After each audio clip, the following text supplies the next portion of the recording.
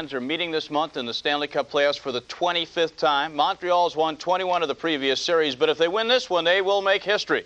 The Canadiens, winners of 23 Stanley Cups in their time, find themselves down 3-0 to the Bruins from Beantown, who are playing like a team on a mission.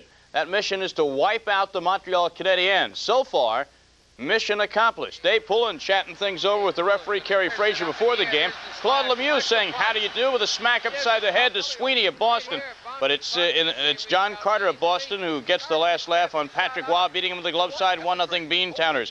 Minutes later, Cam Neely feeds Ray Bourque. The heart and soul of the Bruin team scores again. It's 2-0 Boston. Pat Burns knows it's going to be a long night. Canadians tied it at 2, but here comes Boston again. John Carter again makes it 3-2. Minutes later, former Flyer, now Bruin, Brian Propp in front. Goaltender Roy to his knees, up too high for him to reach. It's 4-2 Boston. Burns is still wondering when it's going to turn around, so he makes a changing goal. Patrick Roy out, Brian Hayward in. Meant nothing. Don Sweeney slaps and one past Hayward. The Bruins lead at 5-2 as the announcer goes crazy and the people leave early. Yes, it is a 3-0 series lead for the Boston Bruins. John Carter has been a big thorn in the side of the Montreal Canadiens. If Boston sweeps Montreal, do you realize it's the first time that has happened since 1929? In Landover, Maryland, the Washington Capitals were waiting for the New York Rangers, but waiting without this man, Dino Ciccarelli, their leading scorer, out for the remainder of the series with a bad knee. Goalie Don Beaupre makes a save, and he is out in the first period with a groin pull. Not believed to be serious, but he had to leave. So enter the veteran Mike Liutin. Did he come up big? 1-0 Washington. On a 3-on-2, the Caps' John Druce to Jeff Courtnall. He beats the young goaltender Mike Richter, and Chris King nails Courtnall after the goal. But you know what, Chris? It still counts. Watch the action in front of the Ranger net. Randy Moller nails John Druce with a cross-check on the power play. Druce makes him pay from the corner. The scramble. Druce gets the puck up over fallen Richter. Take that. The Caps shorthanded would score. The former Ranger Mike Ridley on the breakaway. 1 fake, 2 fake score. 4-1. Caps in front and cruising. So what do the Rangers do? They pick a fight. Nick Kiprios and Randy Moller go at it. Bring in the clowns. Troy Millette and Scott Stevens. Get them off the ice and go have a pizza. That's right, 6 goals or more for the Capitals at Landover, Maryland, and all the fans in attendance with their ticket stubs get a pizza. We don't know how many toppings they get, though. The Capitals lead the series 2-1. John Druce, remember that name. There's a Druce loose in Maryland. He has 9 playoff goals, 6 of them against the Rangers. Oh, by the way, the Caps outshot the Rangers in that game 49-19. As expected, North Carolina State. Years. Montreal trying to play inspired hockey, and here are the loose puck. Ray Bourque going after it. Finally, it comes around, and something that doesn't happen very often, all the way past the Canadian defense, streaking in to pick it up. John Carter goes in and puts it home, and a short-handed goal. The Bruins take a 1-0 lead. Same score in the first. Cam Neely spotting a cross-ice pass to Bourque, back splendidly from injury, gets the goal and makes it 2-0. The Canadians try to rally in the second. They cut it to 2-1. The Bruins can't clear it. They're pecking away at it, but Russ Courtnall breaks loose, beats Andy Moog, ties it at 2, and the foreign fans were on their feet sensing a rally to try and get back in this series. But the Bruins kept up the pressure. Patrick Roy was no match. The backhander, and Brian Propp makes it a 4-2 Boston game. Burns pulls Roy. It's the first time Roy's been pulled in 3 years, and Hayward came in and didn't fare much better.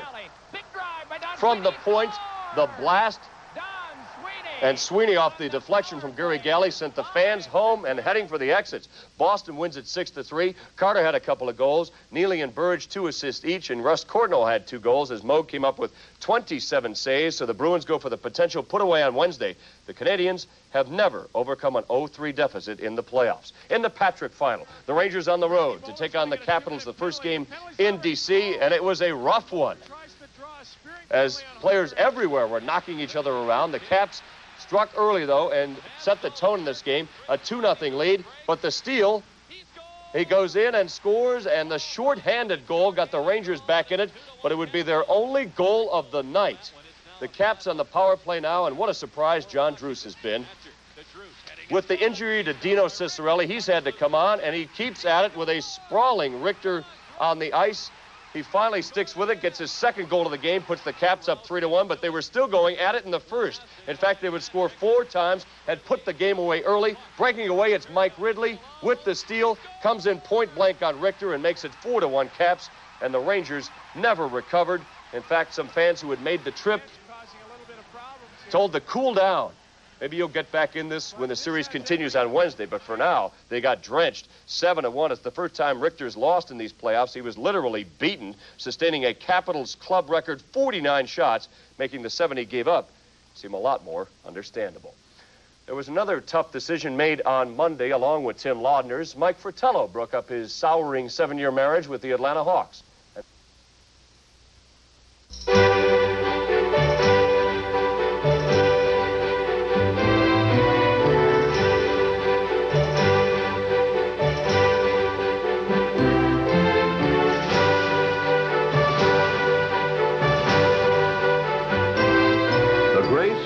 Beauty and thrills of thoroughbred racing at Gulfstream Park, exclusively on Sports Channel.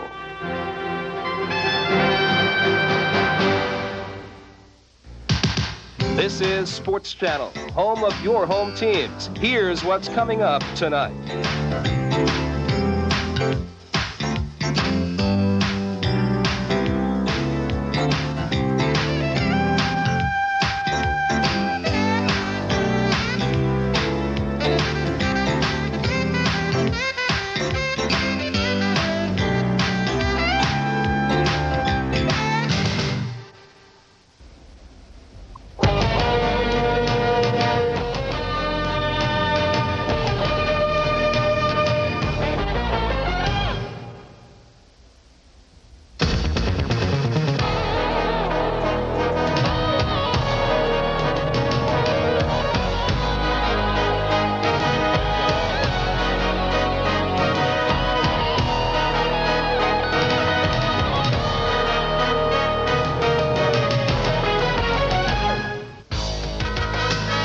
Rookie goaltender Vincent Riendo was the difference in Game 3. Another freshman netminder was the story in Game 4.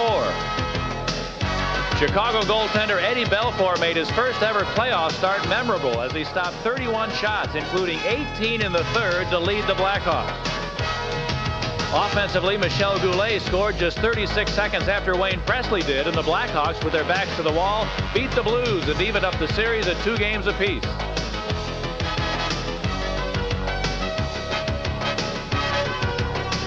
Shifts to Chicago on the way through the Norris Division Finals as Sports Channel America presents the quest for the Cup. Live from Chicago Stadium, it's Game 5 as the Chicago Blackhawks host the St. Louis Blues.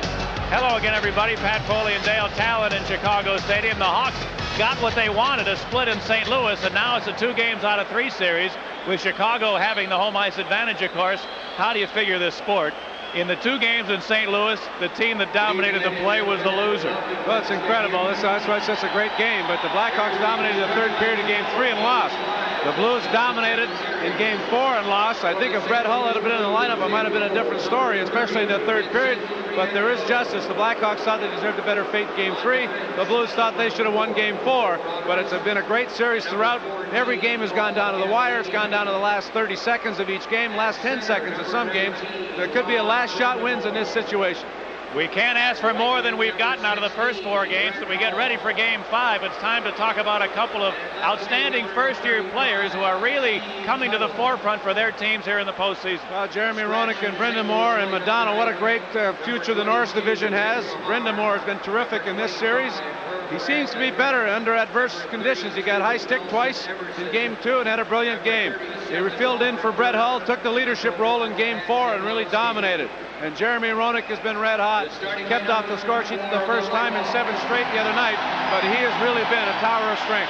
Meanwhile, speaking of towers of strength, each team has a fine defenseman who's really having a terrific series. Doug Wilson did not have a great series against Minnesota, but he's had an excellent series so far against St. Louis. And Paul Cavallini picking up in the postseason where he left off the regular season. Well, Cavallini, fine young defenseman, plus 38, leading the league in that category. Doug Wilson didn't play that great against Minnesota, but he's been excellent here in this series against the Blues. And I think the birth of his 4th child really had something to do with him being more relaxed in this series than in the first series. There will be a key matchup tonight, maybe even more key for the St. Louis Blues, because their great captain, Rick Mahar, is lost. A career-threatening knee injury, and obviously done for the rest of this season. That'll mean that Ron Wilson will have to look after Dennis Savard most likely. Well, Ron Wilson did the job in St. Louis, though Savard and Larmer and whoever was on the left wing had an excellent night. But Wilson will have the unenviable task of trying to check Savard. But the key is Keenan can keep him away from him because he has the last change. So the Chicago Blackhawks and the St. Louis Blues get ready to renew the acquaintance. It's Game 5. It should be a dandy, and we'll get it started after this timeout.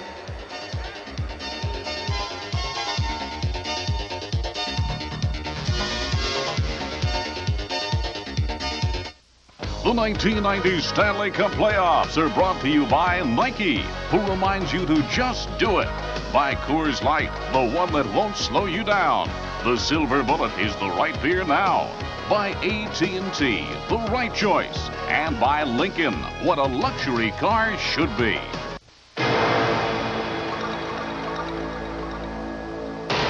It passed 110 other cars to become one of Car and Driver magazine's 10 best. The distinctive Mercury Sable. The editors of Car and Driver have seen the light. Nothing moves you like a Mercury. See your dealer now for low financing or special savings on 1990 Mercury Sable GS. Did you know that even though your 800 service is working perfectly, unexpected events can keep you from getting calls? Hello? But only AT&T automatically covers you with our 800 assurance policy. Within 1 hour, we can reroute 800 calls to any working phone, even at home. Guaranteed. Reliability, another AT&T advantage. Call today about our special 800 offer.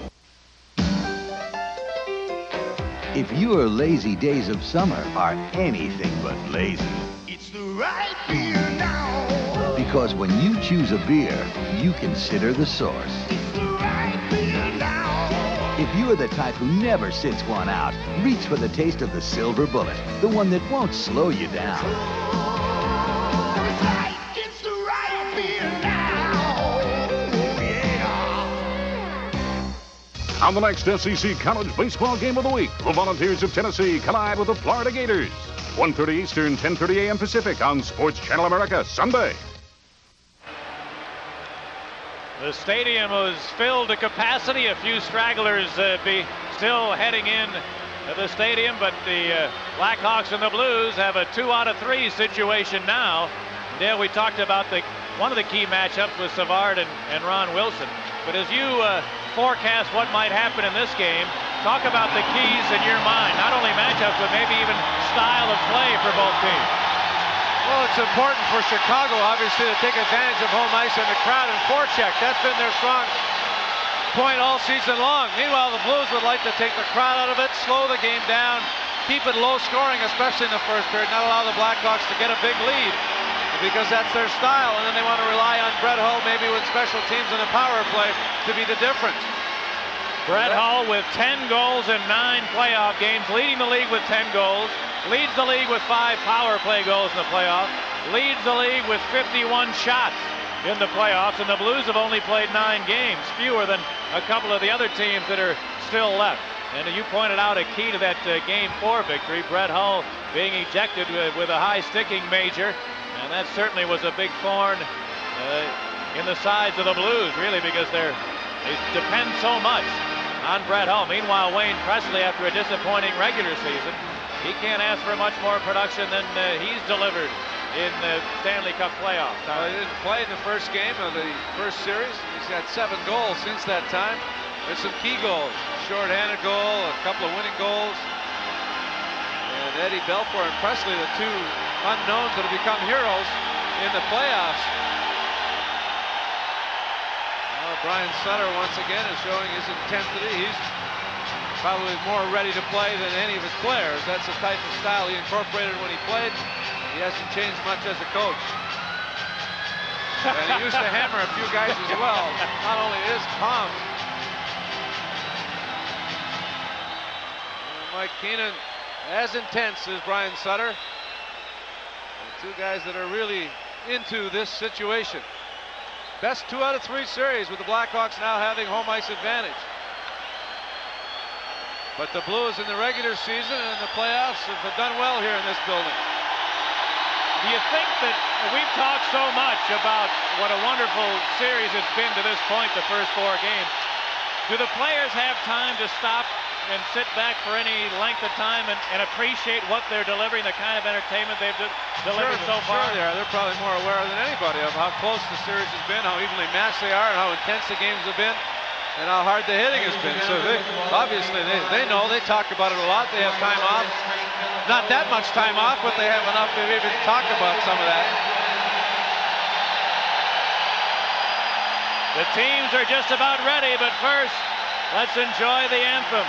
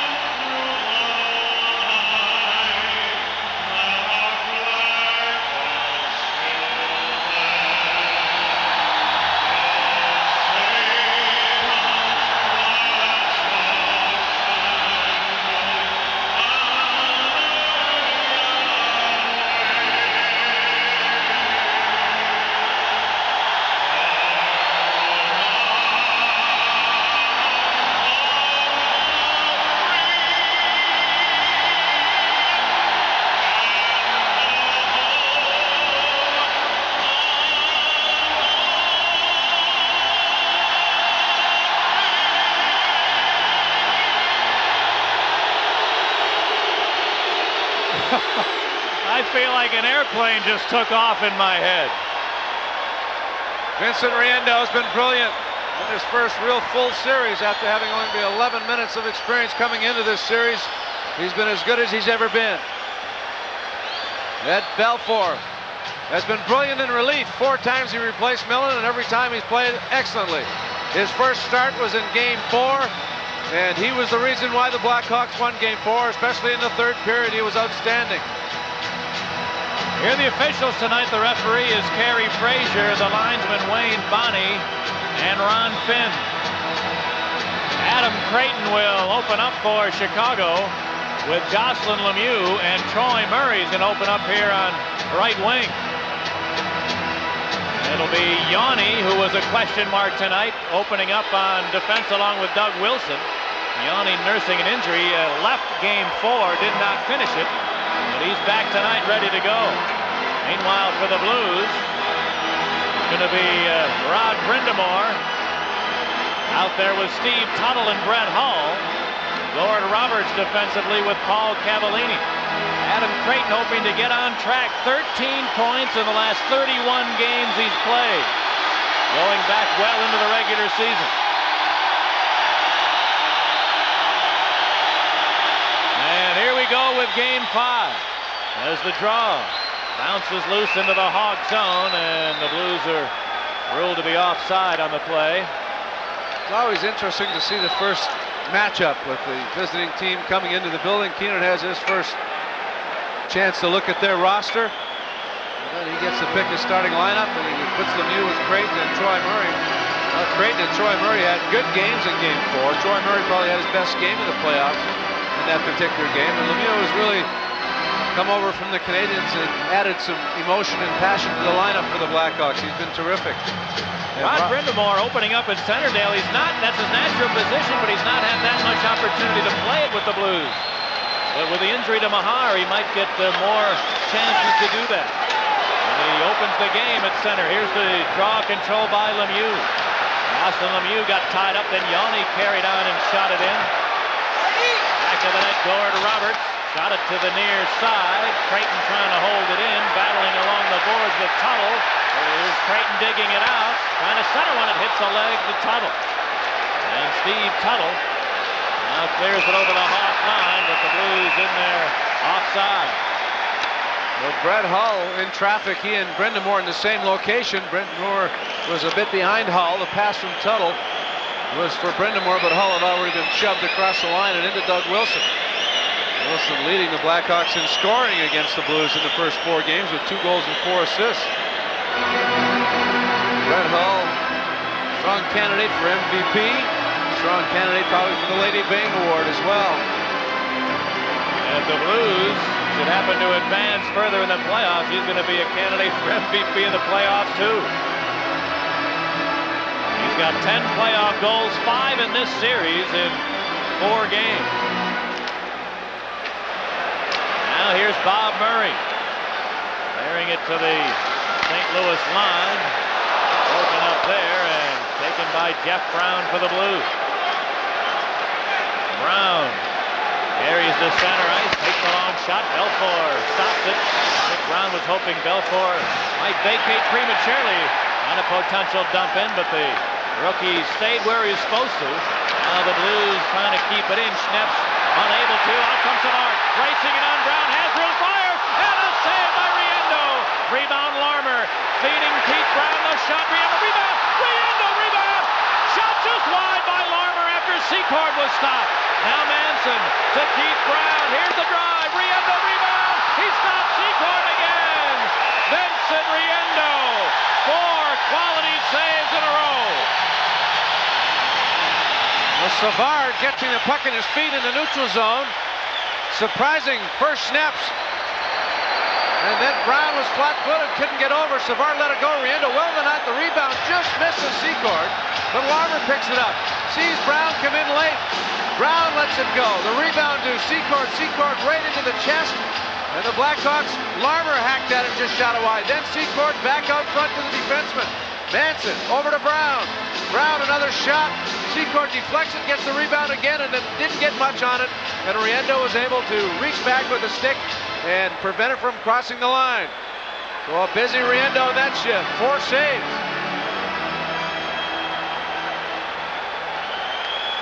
Jeremy Roenick between Presley and Thomas for Chicago.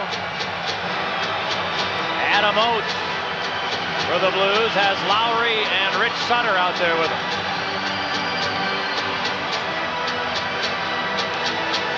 Now the draw to the far point. Keith Brown. Here's the long shot. Riendo down the goalpost to the line, not over. Kerry Fraser in perfect position said that it did not completely cross the line, and he was right. Here's Rich Sutter with a shot. Deflects to the corner. Oates hacks at it, but Roenick got in the way. Came loose into the slot. Thomas able to clear it to the neutral zone. And the Blackhawks have missed taking the lead by a fraction of an inch, it appeared, as that puck got to the goal line, but not completely over it. Here's Lowry in his own end as Thomas was upended by Oates. The play goes on as the Blues shoot at the length, and an icing call is on the way here. Well, I think that was let go because Thomas took the feet from under Adam Oates in the neutral zone. And while Wilson having conversation now with Sutter, I think Sutter is trying to have conversation with Fraser. But Thomas pulled down on the one end, but the goal deflected. Roenick won the draw. Brown shot, deflected off a skate. And from that angle, the puck had not completely crossed the line. Excellent call, and Fraser was in perfect position. He was in the best position of anybody in the building. Straddling the goal line extended. He had a great look at it. He made the proper call.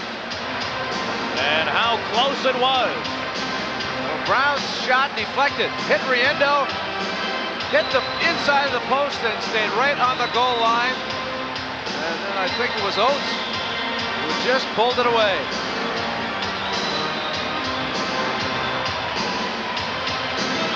Well, Well, we should not be surprised. It's been a rip-roaring start to Game 5 again. The first 4 have been great theater, and we have Act 1 here in Game 5 being high drama as well. Greg Gilbert for Chicago did not play in Game 4. He is out there now. So he's back and available to Keenan. Here's the draw. In the Blues zone, Paul Cavallini got help from Momesso. Here come the Blues out. Peter Zezel puts Momesso over the line. Has room shooting. Yanni got there. Nice play by Trent Yanni to reach back and deflect that shot up into the seats. Early in the game, there is no score.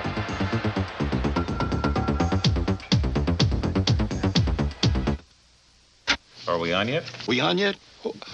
Jordan gets the ball. He drives down the left side of the fairway. Bo Jackson catches it at the wall and fires a bullet to McEnroe. Yes. Wow. Delectable. And now a word from our sponsor.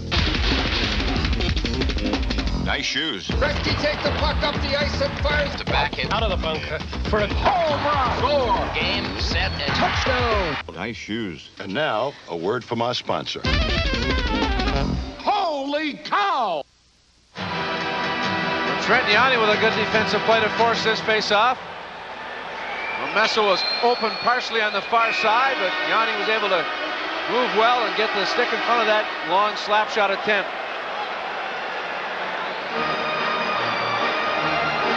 Roy Murray and Peter Zezel will get ready for the draw. Zezel won it, but it winds up back at center. Now taken by Troy Murray as he stole it from Roberts. Then got around him. Roberts yanked him down. A penalty is up and coming. Gord Roberts will get the game's first penalty. The Hawks head to the power play trying to break a scoreless deadlock.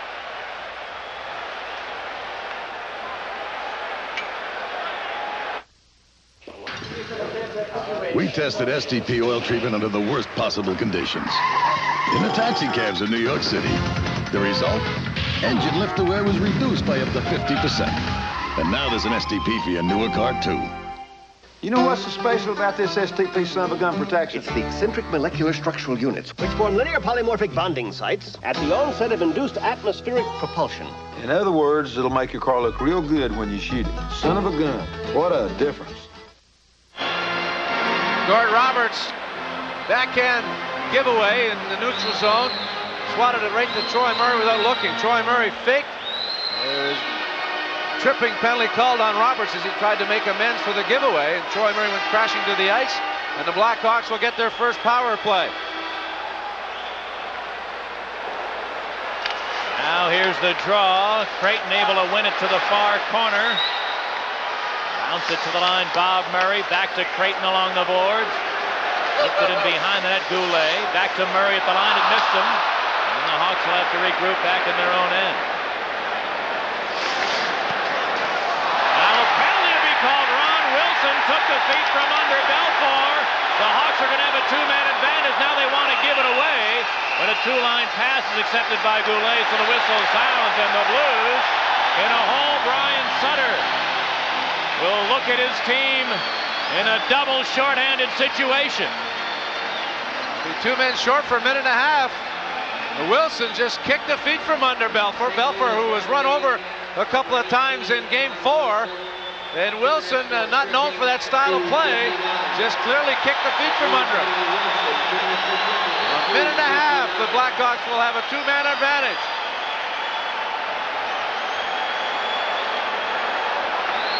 This will be the 15th time this year that Chicago's had a 5-on-3 opportunity. They've scored 5 times in the first 14 chances that they've had. This could very well turn the whole game around. If the Hawks are able to add a couple of goals on the power play, obviously they'd be in great shape. If the Blues, on the other hand, are successful in killing it off, it could have a negative effect on the Blackhawks and a positive effect on the Blues. Zezel, Schneps, and Paul Cavallini asked to kill this off for Sutter's Blues.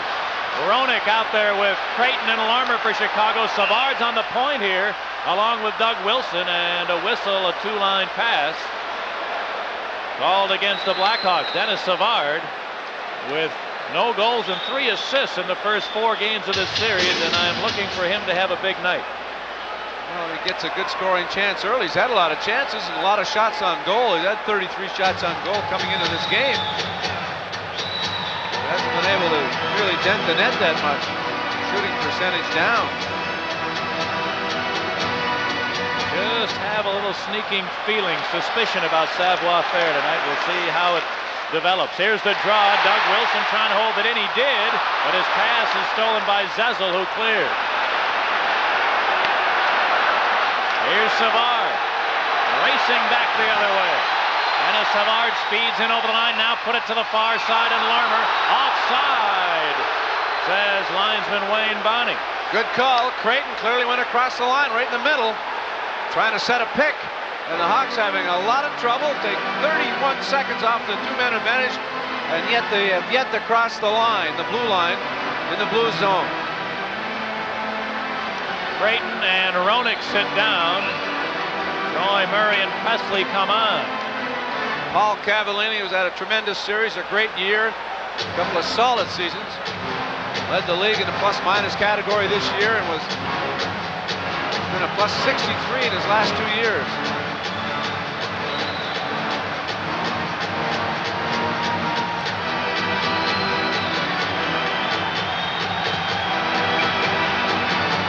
Ready, here's the draw, taken by Steve Larmer. Larmer wants to carry it over the line. He did, put it to Presley on the near side, leaving for Wilson. Doug Wilson to deep slot, lets it go. Riendo, the blocker, save. Rebound, Presley on the near side. Presley hanging on. Put it to Wilson. Wilson waits, trying to center it, side of the net, Larmer. Larmer moves to the far side, saved it. He just missed Troy Murray, who couldn't tap it into the open side. Wilson now. Put it to Troy Murray, top of the ring, back to Wilson. The drive hit somebody in front. Zezel got the shot blocked. Now Presley. Presley gave it to Savard for Wilson. 20 seconds for the 2-man advantage. Here's Savard faking, centering Larmer. The shot, the save, rebound. Another save by Riendo, and then he covers it as Presley tries to stuff it in. And the Blues forcing the Hawks to some bad angle shots.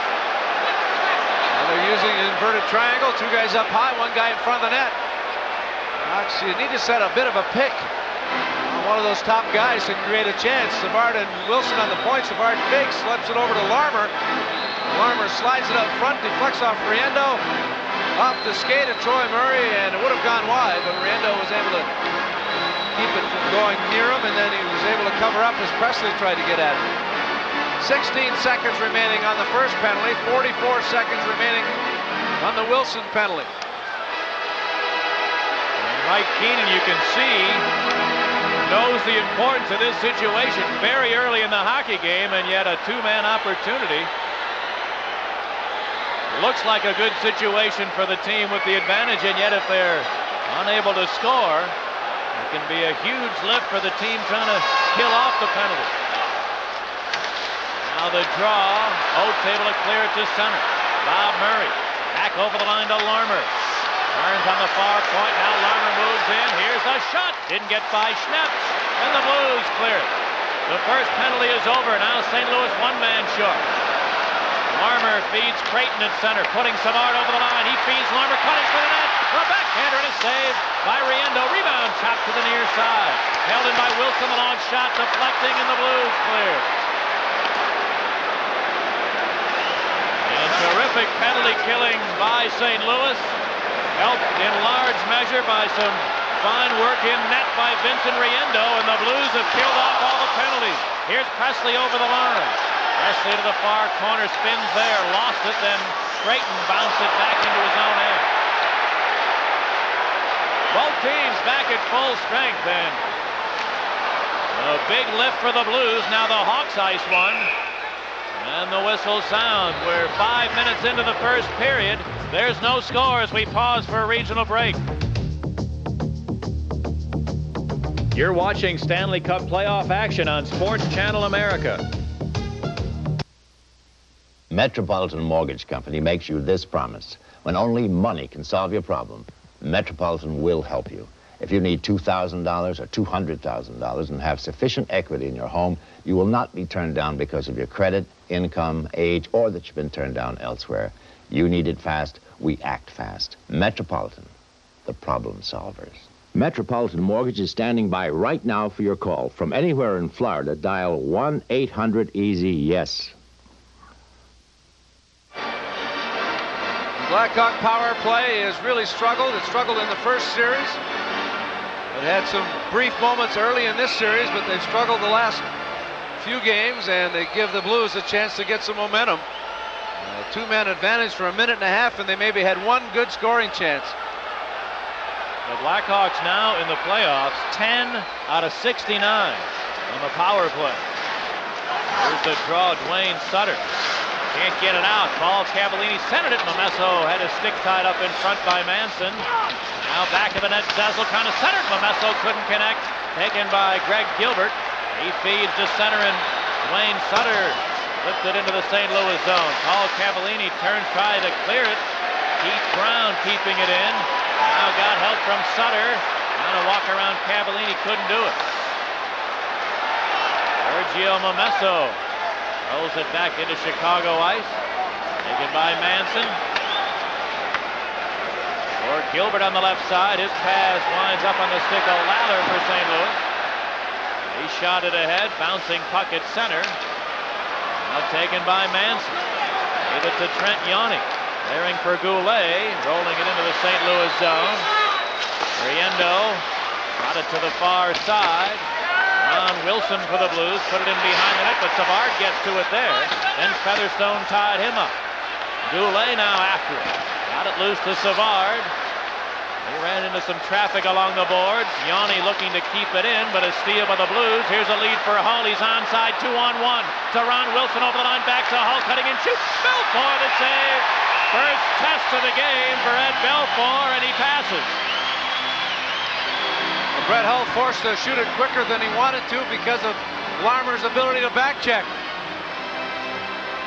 Trent Yanni was pinching in, tried to clear it into the St. Louis zone. It was a weak attempt. Doug Wilson stayed with Ron Wilson, no relation, and Larmer hustled back to force Brett Hull to hurry his shot. Great release by the great Gretzky, but you could tell that he sensed how close Larmer was, and he knew he had to get rid of that if he's going to have any chance to get it on net. He does have an ability to shoot it in a hurry. It appears Brian Sutter has a question about line and player changes. And now Mike Keenan wants to know what that discussion was about with Kerry Frazier. It's all squared away.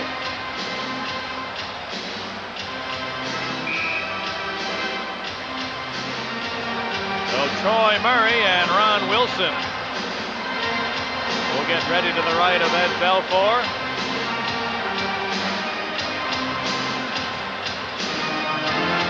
Brindamore poised behind Wilson, hoping for a chance. And he gets it. Here's the shot. Oh, he just missed the net. Jeff Brown now rolls it around to the far side. Taken by Presley. And out come the Hawks. Presley puts Troy Murray over the line, trying to get around a check. He did! Riendo! What a save by Vincent Riendo again as Presley undressed the Blues defenseman. I think it was Brown he might have walked around, or Featherstone. Let's see. Troy Murray with the stick handling move through the feet of Adam Oates, who was a forward back with snaps, and he turned him around and then went in, tried to go high to the glove side. And Riendo, another terrific save. Nice stick handling move by Troy Murray. That's the way Troy Murray started the year, with moves like that. But injured an elbow and then really had difficulty getting back on track offensively in the tail end of the season. Well, Schnaps, he and Rich Sutter acquired from Vancouver, the trading deadline, to add some character to this roster. And by all accounts, the Blues have gotten what they wanted. They're very happy with that deal in terms of the locker room contributions of Schnaps and Richard Sutter.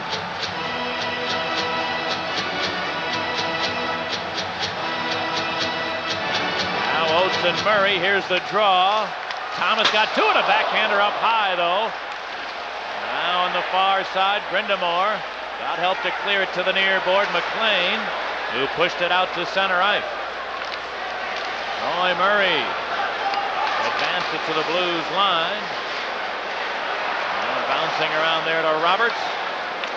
Kicking it down into Chicago territory. Manson back to touch it. This will be an icing call against the Blues. Rod Brind'Amour with 3 goals and 3 assists in the series against the Blackhawks. Leading all rookies in scoring in the playoffs. If he had kept his pace that he had in the early part of the season, he would have led all rookies in scoring in the regular season as well. He had 25 points in the first quarter of the year. And then in the final 60 games, he was only able to achieve 36 points, so he came out of the gate roaring. But as happened to Jeremy Roenick last year, because Roenick got off to a great start last year, but teams this year weren't surprised by him. They knew they had to pay attention to him, and that may have been what happened in a small way to Rod Brind'Amour. When teams realized the fine abilities that he has, they paid more attention to him, and the points were tougher to come by. That's certainly what the numbers would indicate, because 25 points in the first 20 games, then 36 in the next 60. What happens, everything starts to go your way early, and you think it's going to happen for you all the time, and then teams start to key on you, and you realize it's not going to be that easy, and you have to work a little bit harder, and sometimes it's hard to turn it up a notch. Keith Brown, terrific regular season, having an excellent playoff as well. Savard, Larmer, and Gilbert against Ron, Wilson, Momesso, and Hall. And the draw. Controlled by the Blues, Featherstone. Give it to Lawler. And then it's shot into Chicago territory. Steve Conroy unable to clear it on his first whack. Now Brett Hull got to it in the near circle center when Momesso couldn't hold the pass. Savard the other way. Gave it to Larmer at center. Larmer returning to Savard over the line, cutting and shoot. And a save by Riendo, and he got a fortunate bounce off a leg. Riendo able to smother what might have been a good rebound chance.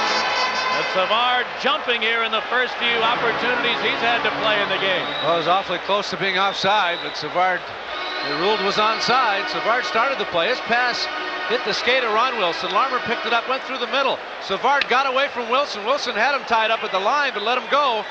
And they tried to put it through the legs of Riendo, but Riendo shut the door, and then Larmer was in an awkward position to try and let a shot go on the rebound.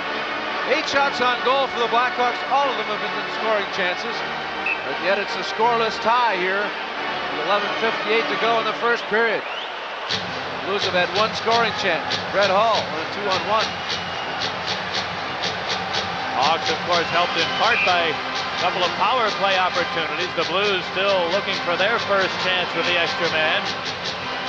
Hawks had 5 shots on goal before the 2-man advantage. They only accumulated 1 in the 2-man advantage for a minute and a half. And most of their damage has been done at even strength. Here's the draw taken by Yanni. A drive that didn't get through. Came to the near board. Rich Sutter. The snap. To the far board. Yanni trying to keep it in. Did to Roenick. Around to the near side, Goulet.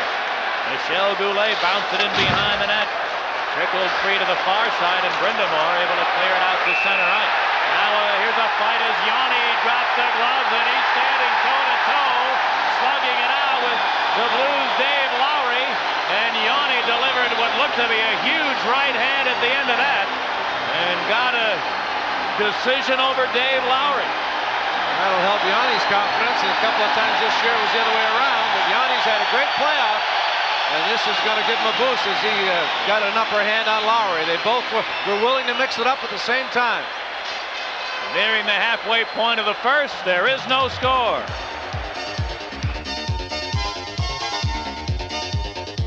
You're watching Stanley Cup playoff action on Sports Channel America. DK's Restaurant and Lounge in Dolphin Village, featuring the largest TV screen on the beach, welcomes area sports fans and Old Timers Hockey League to their great happy hour from 4 till 7 daily. The restaurant's open till 2 a.m. every day of the week, featuring spicy hot Thai food. There's entertainment every night. Original Blues Sunday and Monday, 9 p.m. to 1:30 a.m. Top 40 music Tuesday through Saturday, 9 p.m. to 1:30 a.m. DK's Restaurant and Lounge in Dolphin Village, 4805 Gulf Boulevard, St. Pete Beach. Trent Yawney and Lowry offsetting 5-minute fighting natures at 8:25. Very few of those types of situations in this series, though it's been very physical. It's been cleanly played, and it's been a great series.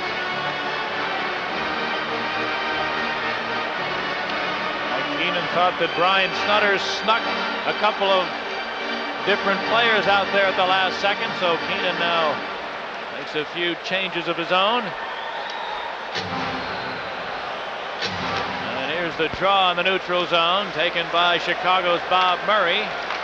Gave it to Roenick.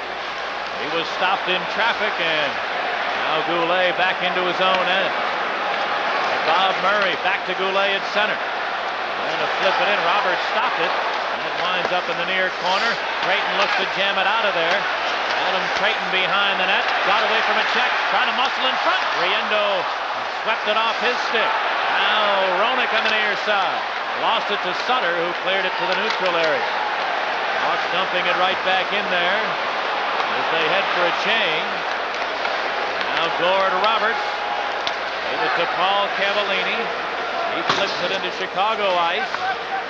Farmer behind the net. Gave it to Dave Manson. Manson cleared it to center. Savard stepped over the line on Roberts, trying to take a dive. Good no call by Kerry Frazier. Then Savard back on his feet. Steals behind the net. Centers Conroy. And a save by Riendo on the goal. Knocked off the moorings as Roberts clobbered Larmer into the net. Savard, a great effort after he tried to take a dive. Beard Roberts got the stick between his legs, spun him around. Savard flips up in the air to try to make it appear worse than it was. Got back up on his feet, picked up the puck in the corner, circled in behind the net. Saw Conroy coming late. Saw past to Conroy, the quick shot, just barely missing inside the post as Riendo just got enough of it. Savard has had 2 great scoring chances and set up another.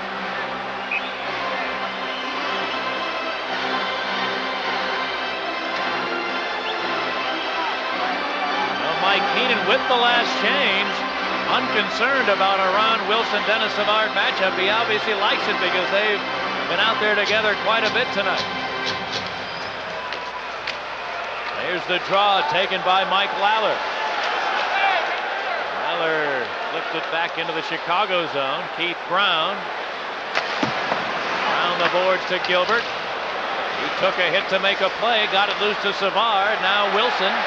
Doug Wilson got tangled in traffic, and Featherstone threw it back to center ice. Now Glenn Featherstone in his own end.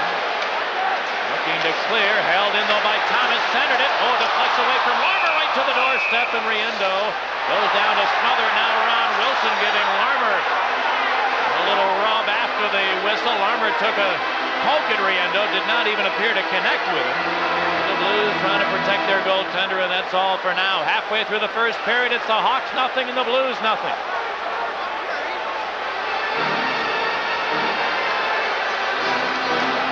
They really want me to take that job in Chicago. When the moment really matters, there's no better card than MasterCard. With payment flexibility and nearly 3 times the acceptance of American Express. So you can buy what you want, when you want. For the way we really live. I've been thinking. Please stay. MasterCard. Master the moment. St. Louis Finley Wilson. After the whistle, there was a bit of a shoving match. Wilson came in and gave Larmer a whack. Troy Murray came in and gave Ron Wilson a whack. They both go to the penalty box at 10:02 for unsportsmanlike conduct.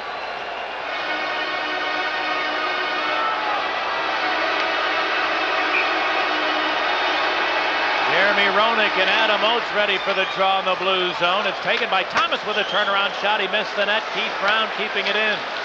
Now Schnepp looks to clear and does get it to center for St. Louis. Doug Wilson there. Tries for Keith Brown. Gino Cavallini bumped him along the board. Game 3, and the Blues cleared into the Hawk zone. Doug Wilson swung it to the near side, held in by McLean. He tries to center. Wilson blocked the pass, and now Steve Thomas starts up the left wing board. Thomas over the Blues line, lost it to Oates, clearing it back into the Blackhawks zone.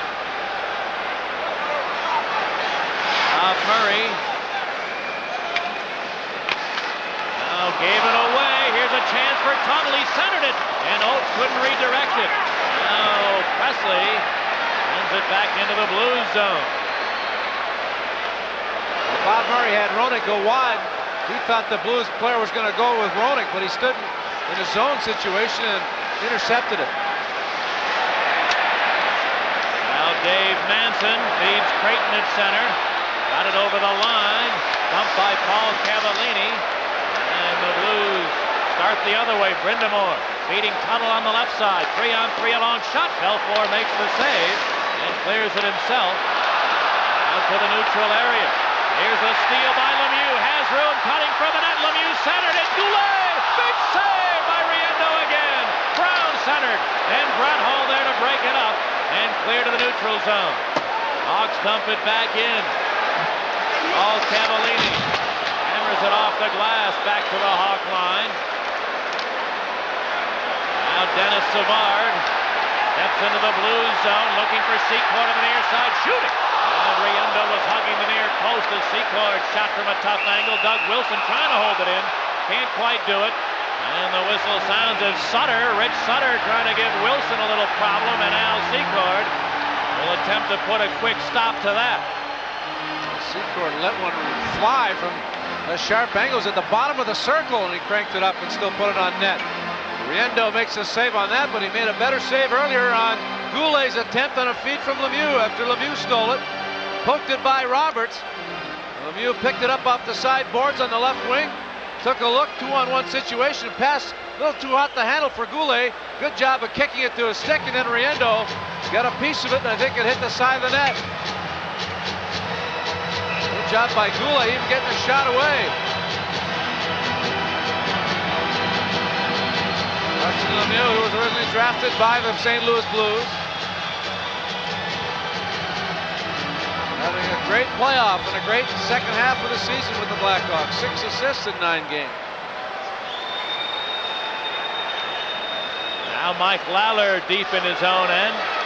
Still a scoreless game with 8 minutes to go in the opening period. And it's only scoreless because Vincent Riendo's been terrific. And Ed Belfour has been good, but has had very little work.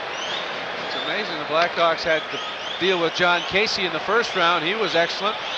And now Vincent Riendo. Funny how things work out sometimes. If Curtis Joseph didn't get run over in Game 5 of the Blues series against Toronto, the Hawks would likely be seeing him. But Riendo filled in, played the last 11 minutes of their 5th game victory. And he's just been superlative so far in the Chicago series. Here's the draw, Manson. Gave it to Bob Murray, a long shot. Riendo a save, and he hangs on. A couple of players went skidding in front of Riendo as that shot was on the way. He stands tall and gets a whistle. One thing tonight, the Blackhawks doing much better in faceoffs in the first period than they did for most of the series. Jacques Cloutier now fit for action, backing up Belfour. Greg Millen in street clothes for the second straight night. And Curtis Joseph, the fine young rookie goaltender. Well, you talk about the face-off situation. The Blues have been a sizable edge in this series, and I think there's a reason the Hawks are a little bit better in that department so far tonight. I'll tell you about it in a second. Here's the draw. Over to the far side, Peter Zezel. To battle his way out of the zone, can't do it. Snaps now. Sends it up the boards, held in by Bob Murray. Long flip shot. Net blocked it, and Rich Sutter took a big hit, can't get it out. A long shot deflected right in front. Riendo trying to glove it, he can't. Came loose to the far side.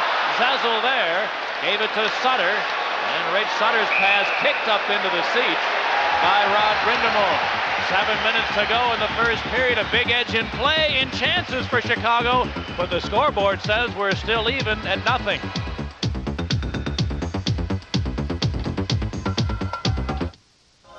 Because when the heat's on, you know how to cool off. It's the right beer now. Because when you start a beer here, you have a clear advantage.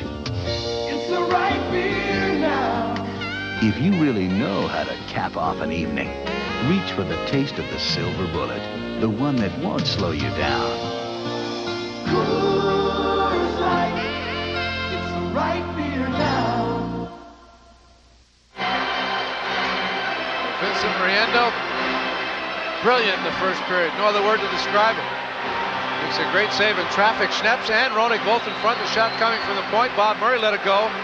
Then Lemieux came crashing in. The whole play started with a solid hit by Lemieux as he ran over Rich Sutter. 11-2 the shots, and that basically the chances as well. Now the draw to the Blues. Lawler cleared it to center. Oates got away from Bob Murray, comes to the line. Manson came to him nicely with a good defensive play and broke up the Blues rush. Back in his own end, Lawler for St. Louis. His pass deflected off of Dino Cavallini's stick and winds up in the bench area. We talked about the face-off situation, and the Blackhawks prior to this game had a discussion with the official supervisors, and the Hawks have been complaining about the face-offs, feeling that there's been some cheating going on, and their contention is that some of the Blues centers are very good at moving prematurely, not having their sticks on the ice, and according to Mike Keenan, they did not get a lot of argument on their dispute as far as the officials were concerned.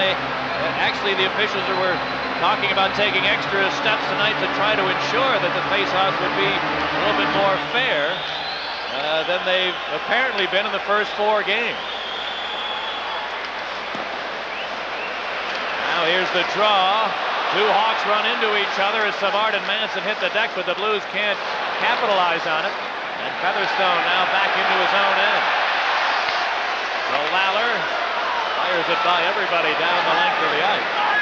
Into the icing against St. Louis. The Hawks almost got themselves in trouble with a collision at mid-ice between Manson and Savard. Paul McLean has been very spirited in this series. 4th overall in shooting percentage this year in the league. 8 times out of 9 years he scored 30 or more goals, and always around the 40 goal mark. In the high 30s, he scored 40, I think, 3 times in his career.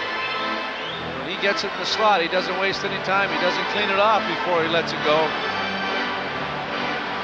Savard, speaking of shooting percentage, the shooting percentage of Savard not very good, though he's had a lot of shots. Nothing to show for it. Only 2 goals in the playoffs, and he's had tonight 2 great chances and set up another one.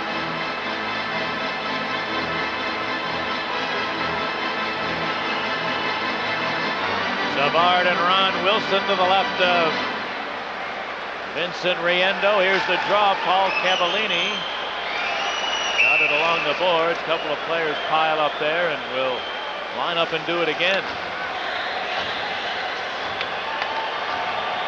Jocelyn Lemieux apparently has not had a recurrence of the leg problem in the Minnesota series. His thigh just sort of blew up on him one night. He has some sort of a muscle problem, and he really did not remember how it happened, whether it was a single hit or just the accumulation of hits that caused that to happen.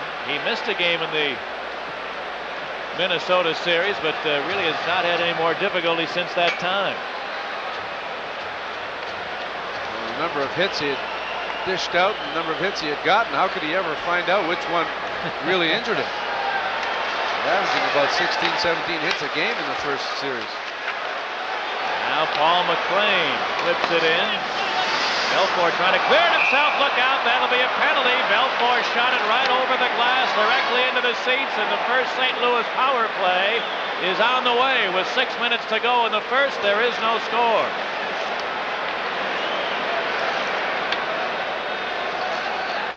Lincoln Mercury dealers are celebrating Motor Trend's 1990 Car of the Year award with some award-winning values of their own. You'll save with $1,500 customer cash on Mercury Cougar direct from Lincoln Mercury. Up to $1,000 customer cash on Mercury Sable and Topaz. And $750 customer cash on the full-size Mercury Grand Marquis. Or ask about special financing or red carpet lease rates. It's all going on right now. See your nearby Lincoln Mercury dealer today. It's amazing how games can turn around in a hurry. The Blackhawks have been dominant in the first 13 minutes and 54 seconds. The Blues now will get a power play for delay of game call on Ed Belfour, who came out to handle it, tried to fire it off the glass, but got too much of it, fired it into the seats. The first power play of the game for the Blues. And this is an important kill for the Blackhawks. They've dominated, and yet they've got a chance to be down by a goal. Zezel, Hall, and Brindamore for St. Louis with Oates and Brown, the point men.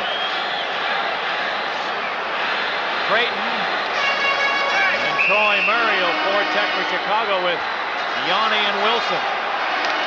Here's the draw. Zezel won another one, gave it to Jeff Brown, up the board to Brindamore. His pass deflecting. And then it's cleared to the deep slot. Here's a long shot from Oates. They score! Adam Oates shot it right along the ice by the stick side of Belfour. It's 1-0 Blues. Well, Oates just let it go from the blue line. The clearing attempt just stayed on the line.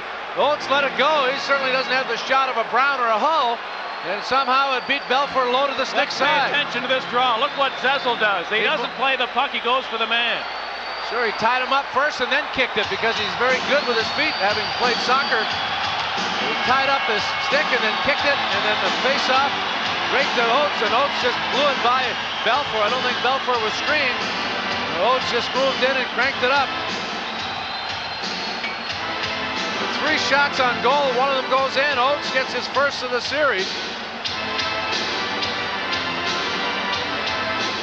Just inside the post, Adam Oates with his first goal of the playoffs, as a matter of fact, to go along with his 10 assists. But face-offs, and the Hawk coaches, who of course, E.J. McGuire, Mike Keenan's assistant, and Keenan, of course, in Philadelphia, they had Zezel. And Peter Zezel is a great face-off man, they feel, in part because Bobby Clark spent hours with that kid on the finer arts of winning face-offs. Here come the Hawks with a shot, Rodick, and a save by Vincent Riendo. Then Thomas got shoved after the fact right in front of Terry Frazier, but no penalties on the way. Adam Oates, assisted by number 9, Peter Zezel, number 19, Rob Brindamore, at 14:05. St. Louis goal scored by Oates, assisted by Zezel and Brindamore. Adam Oates' power play goal came from Zezel and Brindamore at 14:05. Meanwhile, the Hawks get another scoring chance, and Riendo shuts the door. Ronick steals it from in close, lets it go, and Riendo was not surprised.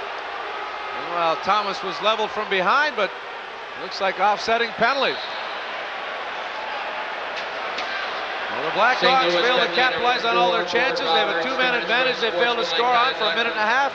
The Blues get their first power play on a bit of a fluke, a delay of game call on Belfour. And they score on only their 3rd shot of the period. Roberts, 2 minutes for unsportsmanlike conduct. Blackhawk penalty Thomas, 2 minutes for unsportsmanlike conduct at 14:19. So offsetting minor penalties to Roberts and Thomas at 14:19 of the first period. Well, the Blues will be glad to get out of this period down or up by a goal. They'd be happy if it was tied or even down a goal the way they've been outplayed. No doubt about it. It's really amazing in the last couple of games that the team that has had the dominant part of the play and the much better scoring chances, at least in the last 2 games, has been the loser.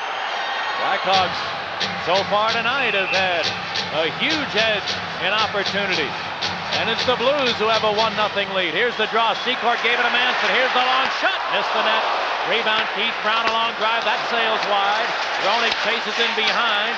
Chopped it loose to the line where Brown had been knocked down by Lowry. Here comes Rich Sutter for St. Louis in on Manson. And Manson knocked him down into the corner. Presley then poked it free to the near side, but the Blues, Lowry gets there. His pass hits the leg to Brindamore. Brindamore knocked down by Presley. A couple of others join in the corner. And and they're going to hold it there.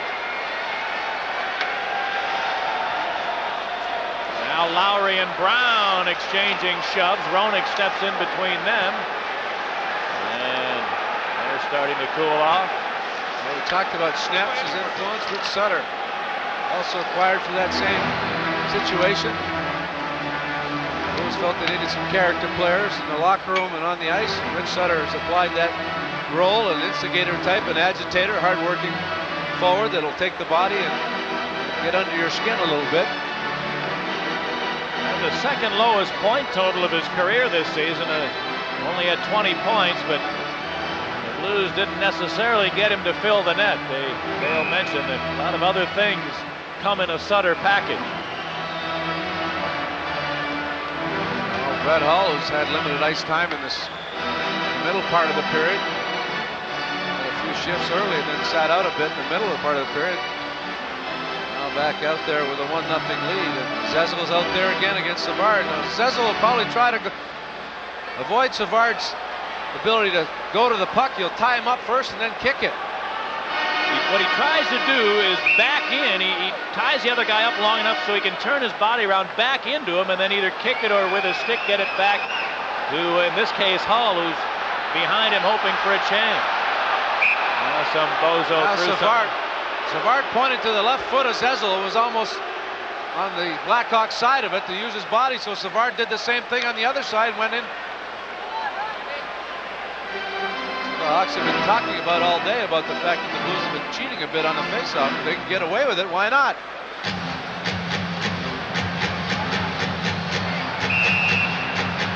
Now Ron Finn going to hold on a little bit to try to get everybody properly aligned. He does. Savard won this one. He did well to tie Zezel up that time. And Doug Wilson bounced it back to center ice. And then the puck is shot into the Chicago zone. Wilson for Larmer on the far side. Momesso tied him up, but not well enough as Larmer captured the loose puck and shoveled it out to center. Gilbert lifts it into the St. Louis zone. Mike Lallard chopped it not out. Yanni, however, unable to keep it in. Here comes Ron Wilson away. Lifted into the Blackhawk end. Doug Wilson. And to clear. And he now feeds Yanni to Larmer. 3-on-3, Steve Larmer to the Blues line shooting. Oh, Riendo just had a tiny piece of that blazing shot. Now in the deep slot, Pete Brown a long drive. Blocked by Schneps, there'll be a penalty. Gilbert knocks Schneps down from behind, and I believe Greg Gilbert will get a penalty here for Chicago. Harold Schneps already tonight has come up with 2 or 3 shot blocks, and that sequence draws a penalty. First, Riendo just gets a piece of the Steve Larmer shot. The Blues defense backed in. Puck came to the right point. Brown let it go. Schneps blocked it. Gilbert runs him over from behind, and that's a second power play situation for the Blues. They have the lone goal on their lone power play. A 1-0 lead where they've been totally dominated, yet they have another opportunity with the power play. Their second of the night. Gilbert at 15:46.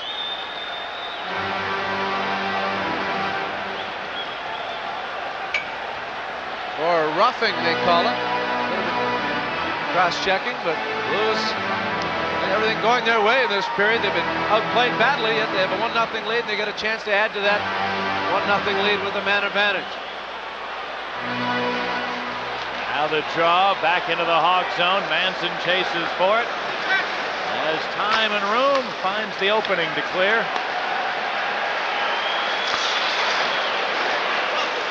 Here comes Oates. Leading Zezel. Lemieux trying to stop him. But Zezel able to advance to center ice. Zezel got knocked down by Jocelyn Lemieux, who now steals it in on Jeff Brown. A wrist shot, and Riendo squeezing the pads together to make that stop. Now Oates to Jeff Brown. Back to Oates at center. He'll crank it into the Hawk zone. Larmer on the far side. Bumped into the corner. Now came loose to the near side. Manson there with time. And he cleared it to center ice. And now a whistle on the play as it's ruled to have been knocked down with a stick above the shoulder. With a minute left on the Chicago penalty.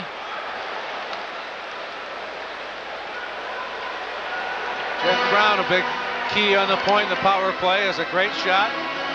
2 goals, 8 assists, 10 points in the playoffs in 9 games. Known primarily as an offensive defenseman with the Nordiques, but he's played solid two-way hockey for the Blues. Obviously much happier in St. Louis, getting some of that American money as opposed to the Canadian money and the taxes up there.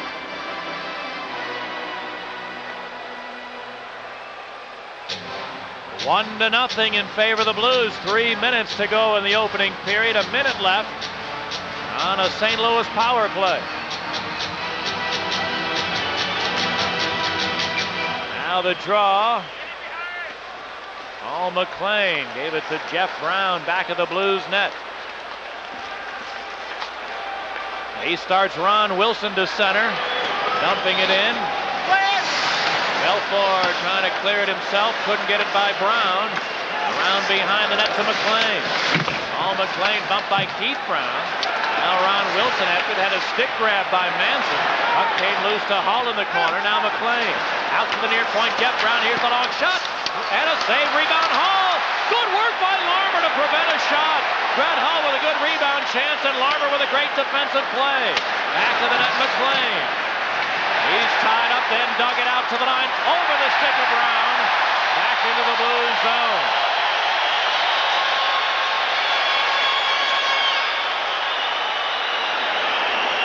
Now Jeff Brown forced a turn by Goulet, almost lost it, but Ron Wilson came up with it. Over the Hawk line, Wilson threw it to the far corner. Jeff Brown tied up by Goulet, then McLean dug it out to the line, and Roberts. The Hawk penalty is over.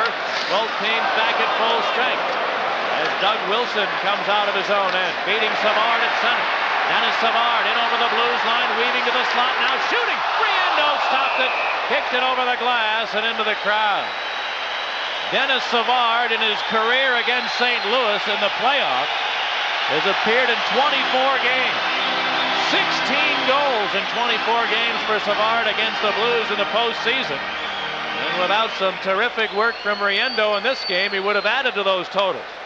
Only 3 assists in this particular series. He had good chances in Game 4, and he's had excellent chances. He had 3 good chances in the first period. But Steve Larmer with terrific work to tie up Brett Hull, as he had an opportunity on a rebound when Belfour made his third save and the 4th shot of the period for the Blues. Steve Larmer, most valuable player for the Blackhawks. Terrific effort at both ends. That was a great effort to tie up a very dangerous Brett Hull. Now Tuttle tied up. Roenick held it in, shot it to the far corner. Momesso there. Around to the near side, Tuttle. And a rough ride from Roenick. Paul Cavallini wants to freeze it, and he does with a minute and a half left to go in the first period. Steve Tuttle, who filled in for the injured Rick Mahar in Game 4. Used in a defensive role as a right winger, plays a little center, kills penalties. Had a good scoring chance early in Game 4, but was robbed by Belfour. Tuttle is 24 years old. Second-year player out of the University of Wisconsin. Now Troy Murray with Thomas and Lemieux for Chicago. Zezel as Momesso and Tuttle for St. Louis.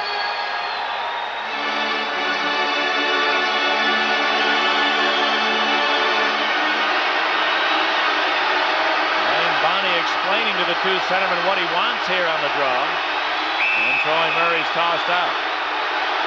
Troy Murray trying to do to Zezel what Zezel normally does to everyone else. Savard did it and won a draw in the Blackhawks zone. Meanwhile, Troy Murray tried to tie him up first and then spin around. But he was ejected, and Zezel continues to come in. And Troy Murray leads the league in being thrown out of faceoff. Here's the draw. Now Yanni back in his own end. Trying to feed Troy Murray. Bounce loose at center to Roberts. He's unable to advance it, and the Hawks shoot it into the Blues zone. And it's going to the side of the net where Riendo will cover it. Pushing and shoving Lemieux as he often will when crashing in there, trying to jam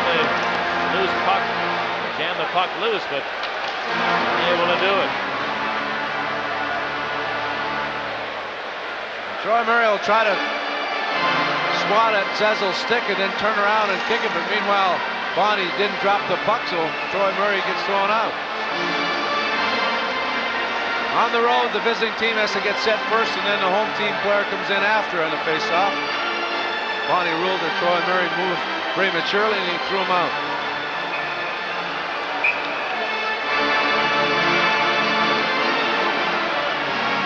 Now a faceoff will be moved to the neutral zone. It appeared that it was going to be deep in the St. Louis zone, but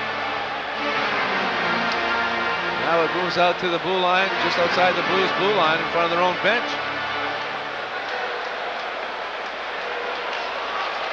The draw to the Blues. Lawler got it to the Chicago line. Manson there. What a time for Secord. He couldn't corral the pass. Here come the Blues. Brindamore stopped by Manson, who stood up nicely at the line. Secord. 1 minute to play. Couldn't advance it at center, and St. Louis dumps it in. Dave Manson back. We're into the final minute of the period.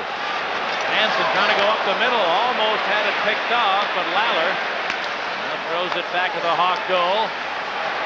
Manson looks to clear. Lowry holds it in. Center one. Rich Sutter's shot blocked by Manson. Puck came loose in the slot. Armour after it there. Took a hit in the corner. A couple of others join in, and the whistle sounds, and a couple of Chicago miscues in their own zone on that shift.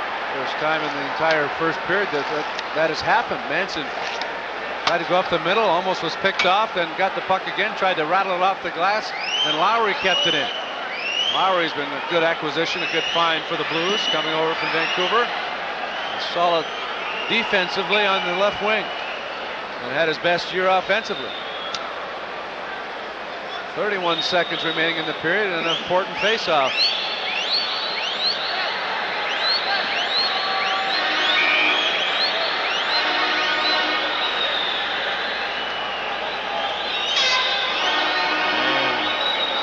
Adams squared. No, it'll be Roenick. I thought the two Adams were going to go. Roenick's going to go for this draw against Oates. To the right of Belfour. And Roenick wins this one to Manson. Dave Manson doubled it out to center ice. Taken now by Harold Schneps. Schneps put it into the Hawk zone. Manson sliding it back to center. Here comes Roenick. Roenick works his way in over the line. Gave it to Presley. A quick shot. Didn't get much on it, allowing Riendo to move from post to post. Now Presley's centering attempt is deflected to the near side, and the first period has come to an end. 4 shots on goal for St. Louis, and they lead in the game. They were outshot 16-4 in the first period. And the only goal of the game coming on a St. Louis power play. Adam Oates, a long-range shot right along the ice. Sneaks in by the stick side of Belfour. Oates from Zezel and Brindamore at 14:05 for the only goal of the first period. The Blues have to be awfully excited about taking a lead into the intermission after being badly outplayed in the first. But Vince Riendo, the story so far tonight. At the end of one, St. Louis 1, Chicago nothing.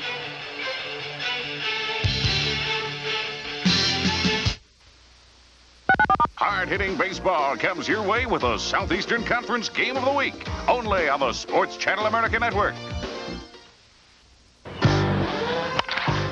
The instructional video they're all talking about, teaching the mechanics of the Major League swing. Jack Stallings, head coach at Georgia Southern College and representative of the IBA, the governing body of the International Amateur Baseball Association, calls it great photography, easy to understand, well organized, and thoroughly covers the essential aspects of hitting. The Houston Chronicle says it's a fantastic study of hitting.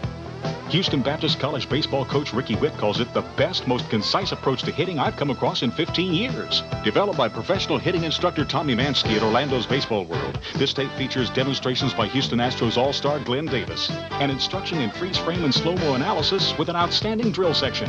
Hi, I'm Glenn Davis. I'm so impressed with this teaching video by Tommy Mansky that I've given it my complete endorsement. And when you watch it, you'll see why. Teaching the mechanics of the Major League Swing. And coaches at all levels. Credit card orders will be shipped immediately by priority mail. So call toll-free now, 1-800-833-1950.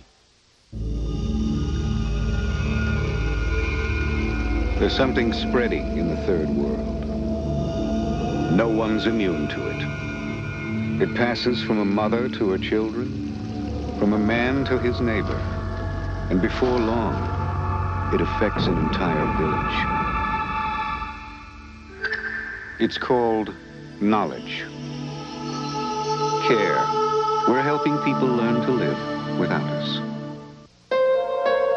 When she was 6, her dad taught her how to ride a two-wheeler. When she was 9, he helped her explore the universe.